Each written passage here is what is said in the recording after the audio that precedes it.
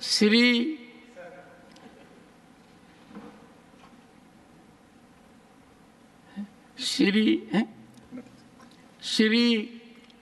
राजीव शुक्ला, इनको भी आधा घंटा दीजिए सर। है आधा घंटे ऐसा है जयराम जी? नहीं धन्यवाद चेयरमैन सर। नहीं, भारतीय जनता पार्टी के अभी मेरा टाइम एक second Rajiv let me time जुड़ जाएगा मेरा। Let me clarify. Bharatiya Janata party had more than 4 hours and leader of the house indicated before all of you time may be taken, and sometimes out of deference we do not intervene or interrupt, and I'm grateful to the house for living up to very high standards. Shri Rajiv Shukla, धन्यवाद सभापति महोदय 15 minutes कि आप 15 minute बताइए sir कैसे काम चलेगा। Extra भी तो पार्टी का टाइम है सर। मैं तो देवगढ़ा जी का पुराना ही शिष्य हूँ, तो मुझे तो 15 minute When you extra will और be they at the age दीजिए of ना। 92, when you will be at the age of 92, I will not look at the watch. Have my assurance, wherever I may be. सबसे पहले तो मैं निर्मला सीतारमण जी को बधाई देता हूँ कि उन्होंने 7वां बजट पेश किया। इस सरकार में इतने लंबे समय तक एक मंत्रालय में रहने बड़ा मुश्किल काम है और उसमें उन्होंने सफलता हासिल की, तो इसलिए बहुत बहुत बधाई की पात्र है वहाँ से। राजीव जी बधाई पूरी दीजिए। वो पहली वित्त मंत्री हैं जिन्होंने ये माइलस्टोन अचीव किया है।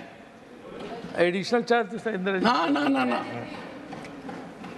तो सर पहली हैं, and she is the first full-time finance minister, woman finance minister of the country. Indira Gandhi was first. हाँ I say first full-time. Full time. I would urge Jairam Ramesh. Was full time, sir. Sir. Indira Gandhi was full time. Sir. How can you say Indira Gandhi is part time? Sir. Who said so? You are Nothing will go on record. You're implying that. What is this? Full time. No, you are getting this. My very good friend, Mr. Chidambaram is not here. He called all of us as part-timers. No one here is part-timer. And we have enormous respect for Indira ji. There is none in the house. Don't create controversy. Nothing will go on record. Don't create controversy. Don't create controversy about our leaders. Don't distort. We value each and every leader sitting this side and that side. They are highly respected. Every time to create a controversy, I think we must get over it. Mr. Rajesh Shukla. जी sir.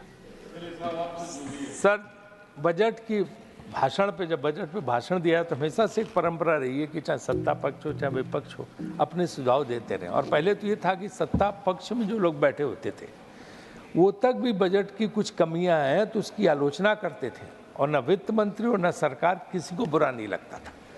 लेकिन अभी तो क्या है कि जरा सा भी कुछ बोल दे तो हंगामा, और उधर जरा सा कुछ हो तो सिर्फ ताली बजाने के अलावा कुछ नहीं है। बिना ये अनुभव किए हुए कि एक पुराना शेर है, वो ताज़ा दम है नए शोभ दे दिखाते हुए, अवाम थकने लगा तालियां बजाते।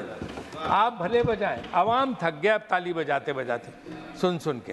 तो ये जो है वो मुश्किल इस बजट में भी परिलक्षित हो रहे। यार नीर भाई तुम यार मत बोलो, तो पुराने दोस्त हो तुम, काहे को जब आगे होगा नॉमिनेशन तो हम भी साथ चलेंगे सिफारिश करने, इसलिए चिंता हाँ श्री शांत है ना। तो क्या है ना कि कुछ हमें लग रहा था कि कुछ का साथ सबका विकास, इस बजट में लग रहा है कि कुछ का साथ और कुछ का विकास। अगर आप एक ट्रेन लें यहाँ से कन्याकुमारी की तो ऐसा कोई राज्य रास्ते में नहीं पड़ेगा जिसमें कोई नया प्रोजेक्ट इस बजट से लगाया जा सके, सब कुछ खाली है। और यहाँ हम एक बात जो ज़्यादातर विपक्ष के वक्ताओं ने कही है उससे हम सहमत नहीं है कि साहब सब कुछ बिहार को दे दिया और सब कुछ जो है आंध्रा को दे दिया। आंध्र बिहार वाले रो रहे हैं कि कुछ नहीं मिला है। मेरी उनकी सत्तारूढ़ दल उनके एमपी से बात हुई, एक दो मैं नाम नहीं लूँगा, उनका सब कुछ नहीं मिला है। सिर्फ अमरावती राजधानी के लिए कुछ दे दिया जो दे नहीं था।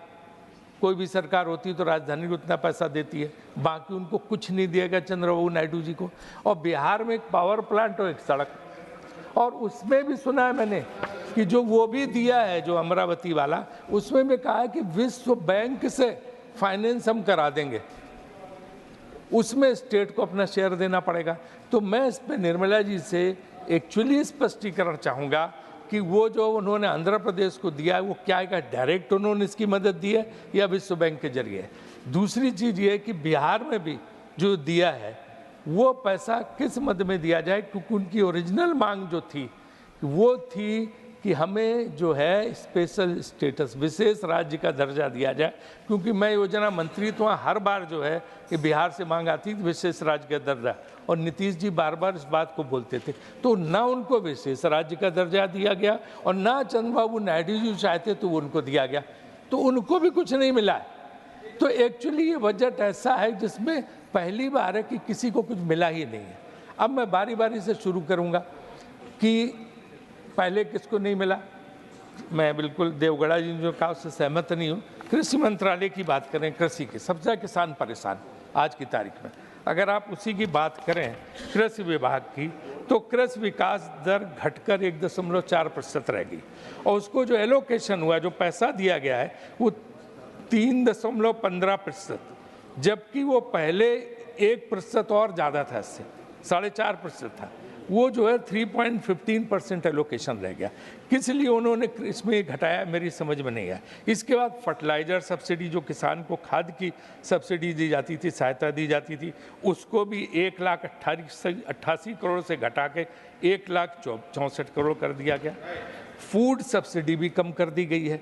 तो जो किसान, जिसको आप कहते हो हम किसान के लिए कर रहे हैं, किसान भगवान है, यहाँ शिवराज जी बैठे थे, किसान भगवान है, भगवान का तो प्रसाद ही आधा काट लिया, मंदिर में जो प्रसाद चढ़ता तो वही आधा काट लिया और कह रहे हैं हम भगवान किसान हैं। तो किसान के साथ जो अन्याय किया है, भगवान करे ऐसा अन्याय कोई और सरकार न करे किसानों के साथ। दूसरी चीज़ ये कि रेल बजट की परंपरा खत्म हो गई। वो चीज़ रेलवे भी एक ऐसा है जो आम जनता से जुड़ा हुआ, उसकी क्या मज़ा आता था जब रेल बजट पेश होता था। पहले से एमपी तैयार हो जाते थे, सब अपनी अपनी मांग उठाते थे, कोई रेल लाइन मांगता था, कोई नई ट्रेन मांगता था, कोई कुछ कहता था, कोई कुछ कहता था। वो एक उत्सव जैसा होता था रेल बजट, वो सारा ख़त्म करके आपने इसके अंदर डाल दिया। अब इसमें रेल बजट की क्या भूमिका रहेगी। वो बजट 1.5 घंटे को पढ़ा जाता था, इसमें डेढ़ बार नाम भी नहीं लिया गया रेल का, सिर्फ एक बार रेलवे का नाम लिया गया। तो इसका मतलब बजट में रेलवे को कोई स्थान ही नहीं है, रेलवे की पूरी तरह से उपेक्षा है। अगर आप देखें तो जो इन्फ्लेशन के हिसाब से भी, जो इन्फ्लेशन के हिसाब से भी और दूसरी चीज़ों के हिसाब से जो वादा किया गया था, जितने प्रतिशत उसका बजट बढ़ाना चाहिए, सिर्फ 5% बढ़ाया गया। उससे कोई नई सुविधाएं क्रिएट नहीं हो सकती है। अगर रेलवे की स्थिति देखी जाए तो बहुत बुरी हालत में है और उसके लिए कोई प्रयत्न नहीं किए जा रहे। अगर मैं, क्योंकि मैं जानबूझ के एम्फेसिस रेलवे पे दे रहा हूँ इसमें, क्योंकि और विषयों पे हमारे बहुत लोगों ने बोला है, आप अगर देखें तो जितने जो सीएजी की रिपोर्ट के हिसाब से, जो पुअर इंफ्रास्ट्रक्चर मेंटेनेंस और इसका ये सीएजी की रिपोर्ट है, उस हिसाब से जो है आपने इसमें कहीं कोई प्रावधान नहीं किए हैं और फाइनेंशियल परफॉर्मेंस इसीलिए गिरती जा रही है। 2023 के बजट में सीएजी रिपोर्ट ने कहा था एक मतलब 68,269 करोड़ का घाटा था पैसेंजर, उसमें वादा किया गया कि हम फ्रेट के जरिए पूरा करेंगे, लेकिन आज फ्रेट के लिए भी, जो फ्रेट जर्नी के जरिए जो है, जो ट्रेन ऑपरेशन से, उसके जरिए भी कुछ भी जो है नहीं किया जा रहा, बल्कि उसकी स्पीड जो है, जो स्लो जर्नी 50 से 51 किलोमीटर पर घंटा रह गई है, जो कि मिशन रफ्तार जो नारा दिया गया था उसके हिसाब से कुछ भी नहीं है। और वंदे भारत के अलावा और बाकी ट्रेन का बुरा हाल है, उनकी स्पीड बहुत नीचे है। दूसरे कवच सिस्टम, उसको लेके भी बहुत ज़्यादा ही कहा गया था। कवच सिस्टम सिर्फ 1465 किलोमीटर ट्रैक पे है, बाकी देश में कहीं कवच सिस्टम, इसलिए रोज़ आए दिन जो है दुर्घटनाएं हो रही हैं। मैं सरकार से अपील करूंगा, अनुरोध करूंगा कि कम से कम इसमें 3000 किलोमीटर तक तो कवच सिस्टम लागू किया जाए वहाँ पे, और इसको आगे और बढ़ाया जाए ताकि दुर्घटनाएं ना हो। आम लोगों उससे परेशान होते, लोग परेशान होते हैं। और जो पीपीपी मॉडल्स में जो विकसित करना था, चाहे रेलवे की प्रॉपर्टीज हो, चाहे रेलवे की एसेट्स हो, उस मामले में भी कुछ नहीं अभी तक किया जा रहा। कोई बजट में ऐसा उसमें जो है हमें कोई प्रावधान देखने को नहीं मिला है। और जो इसके अलावा जो एसेट्स की चोरी हो रही है, जैसे बिहार में 500 टन का जो रेलवे ब्रिज था वही लोग उखाड़ के ले गए और पता नहीं आज तक कि कौन ले गया। तो रेलवे संपत्ति की जिस तरह से चोरियां हो रही हैं वो भी रोकने में नाकामी है। तो मेरा यही आपसे अनुरोध है कि इस तरफ भी, रेलवे बजट की तरफ भी लोग देखें और उनको ये जो है सरकार उसमें अच्छा ही करके करे। एक चीज़ जुडिशरी के बारे में बोले, बहुत कम शायद संजय सिंह ने बोला था। सर, जुडिशरी का भी इसमें कोई जो है वित्तीय प्रावधान नहीं किए गए। जुडिशरी की हालत बहुत ख़राब, अभी तक तो लोअर जुडिशरी तो वर्स्ट पोजीशन। अगर आप देखो केसेस बहुत हैं, न कूलर हैं, न एसी है, न कुछ है, लोग खड़े रहते हैं, मजिस्ट्रेट जज भी परेशान रहते हैं, लेकिन वो राज्यों का विषय है, इसलिए हम उसको नहीं करें। केंद्रीय बजट में कम से कम हाई कोर्ट्स और जो है ये सुप्रीम कोर्ट का, उसका तो ध्यान रखना चाहिए। वहाँ जैसे सुप्रीम कोर्ट में, आप आज ही अखबार में छपा है कि इतनी ज़्यादा केसेस की पेंडेंसी सुप्रीम कोर्ट में हो गई है कि वहाँ कम से कम अगर 40 सुप्रीम कोर्ट के जज की स्ट्रेंथ बढ़ा के करनी चाहिए। पहले 31 से 33, 34 की थी सरकार ने, लेकिन मुझे लगता है कि कम से कम 2-3 बेंचेज की और ज़रूरत है, लेकिन इसके लिए इंफ्रास्ट्रक्चर नहीं। तो इसलिए सरकार को इनमें और हाई कोर्ट्स में इंफ्रास्ट्रक्चर बढ़ाना चाहिए। जजेज की वैकेंसी जो बाकी उनको बढ़ाने के पूरा करना चाहिए, और ये नहीं कि हमेशा खाली रहे जजेज की वैकेंसी। उनको दूसरा सुझाव मेरा ये है कि उसमें जो है वो सुप्रीम कोर्ट में स्ट्रेंथ बढ़ाएं, हाई कोर्ट में जहाँ स्ट्रेंथ कम है वो बढ़ाई जाए। कर्नाटका जैसा हाई कोर्ट सिर्फ 30 जज है, तो जो है उनको बढ़ा के जो है इस स्ट्रेंथ को बढ़ा के। और इलाहाबाद हाई कोर्ट में आज तक कभी पूरे जज आए नहीं, 160 की स्ट्रेंथ है, लेकिन आज तक 80-90 से ऊपर जा ही नहीं पाए, 100 भी नहीं टच किया। तो जजेज की वैकेंसी भरी जाए, और इंफ्रास्ट्रक्चर पर बहुत पैसा खर्च करना चाहिए जुडिशरी के मामले में। तीसरा ही कि MSME सेक्टर, माने छोटे और लघु उद्योग और व्यापारी, उनकी बहुत बुरी हाल है, और उनको मार दिया है GST ने। GST के कुछ प्रावधान ऐसे हैं जिनको तत्काल सरकार को बदलना चाहिए। जैसे अगर कोई गवर्नमेंट के साथ व्यवसाय करता है, तो गवर्नमेंट को उसने अपना काम करके बिल रेज किया तो उसको तुरंत GST देनी पड़ती है, और गवर्नमेंट का पेमेंट आता है साल भर बाद, 6 महीने बाद। उसी में कंपनियां डूब रही हैं, क्योंकि उनको साल 6 महीने तक वो कहाँ से करेंगे, या तो लोन लेके GST अदा करें। तो ये GST जिसका इतना बड़ा हुआ किया गया था कि साहब ये देश अब कर सुविधा, कर सरलीकरण से बिल्कुल ये हो गया, और सेंट्रल हॉल में फंक्शन हुआ था, जैसे देश आज़ाद हो गया। ऐसा लग रहा है कि देश कर से आज़ाद हो गया। वो समस्या इतनी बड़ी बन गई है कि लाखों उद्योग डूब गए, और सख्ती GST के अधिकारियों को पावर बहुत दे दिए गए, सर किसी को भी गिरफ्तार कर सकते, कहीं भी छापा मार सकते। उससे व्यापारी बहुत परेशान है। तो ना तो कोई अपने उद्योग को बढ़ा रहा, ना तो कोई अपने व्यापार को बढ़ा रहा है, बल्कि जो जैसा चुप बैठा हुआ है। तो नौकरियां कहाँ से आएंगी? ये चीज़ सीधे रिलेटेड एम्प्लॉयमेंट्स।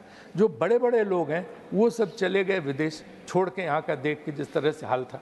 वो बाहर आपने देखा, आप उसकी रिपोर्ट मंगा लीजिए भाई, कितने लाख उद्यमी एंटरप्रेन्योर्स देश छोड़ के बाहर बस गए। यहीं से पैसा लेके तो गए, वादा था काला धन लाने का, लेकिन इस तरह से 15 लाख के करोड़ के करीब बाहर चला गया। लोग बाहर जाके वो जो है वो इंडस्ट्री लगा रहे हैं और वहाँ जाके रह रहे हैं। तो ये जो है बहुत ही खतरनाक चीज़ है देश की अर्थव्यवस्था के लिए। हमें इसकी तरफ देखना चाहिए, और ये डायरेक्टली लिंक्ड है एम्प्लॉयमेंट की समस्या से, जो सबसे बड़ी समस्या। आज आप क्यों आप उसमें आए, आपका बहुमत क्यों नहीं आ पाया? आप इस चीज़ को समझ ही नहीं पाए। जहाँ 5-5 लाख से जीते थे, आज 1.5 लाख, 1 लाख 50,000, 20,000 से जीते, और तमाम जगह हार गए। वजह क्या है? भयानक बेरोजगारी है, नीचे परेशान है लोग। एक तो बड़ी जल्दी लॉकडाउन लगा दिया 4 घंटे के नोटिस पे, तो लोगों का अगर 3-4 दिन का टाइम देते, मुफ्त ट्रेन चलाते, लोग पहुंच जाते। अब वो जो कष्ट में गए हैं, परिवार सब सर पे 7-7 दिन, 10-10 दिन पैदल चल के, उनके अंदर डर बैठ गया। वो वापस न गुजरात आना चाहते, न महाराष्ट्र आना चाहते, न पंजाब जाना चाहते, कहीं नौकरी के लिए नहीं जाए, क्योंकि उनको डर लगता कभी कुछ हो गया तो हम दोबारा स्थिति नहीं झेलेंगे। ये मैं कोई आलोचना नहीं सरकार कर रहा हूँ। तो इसलिए वो लेबर की कमी हो गई। पंजाब में कुछ आप बने, रियल इस्टेट में बिल्डर्स को लेबर नहीं मिल रहा। पूरे गुजरात में, सूरत वगैरह में लेबर की कमी, क्योंकि लोग आ नहीं रहे।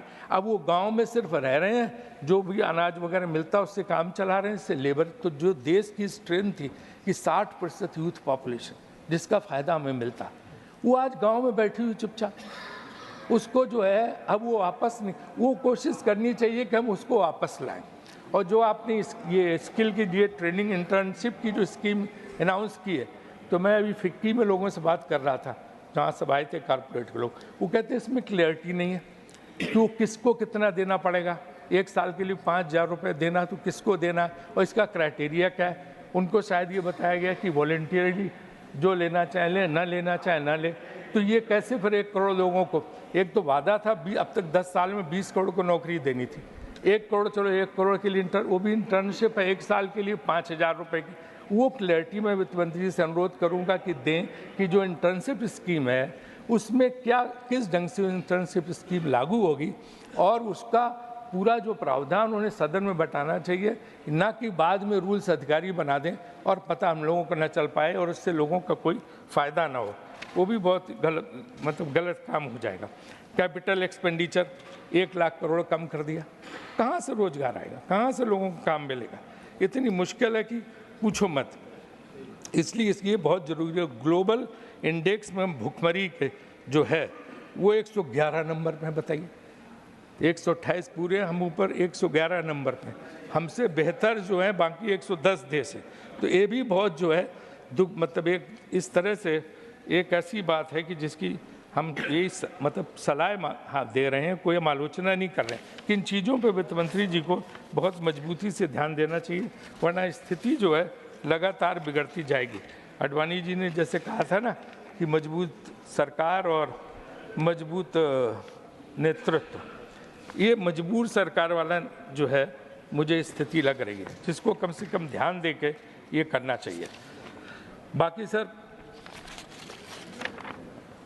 मैं यही कहूँगा आखिरी में, क्योंकि टाइम हमारा ख़त्म हो रहा है, कि अच्छी बात है ताली सब लोग बजाएं, प्रशंसा करें, कोई फ़र्क नहीं पड़ता इससे।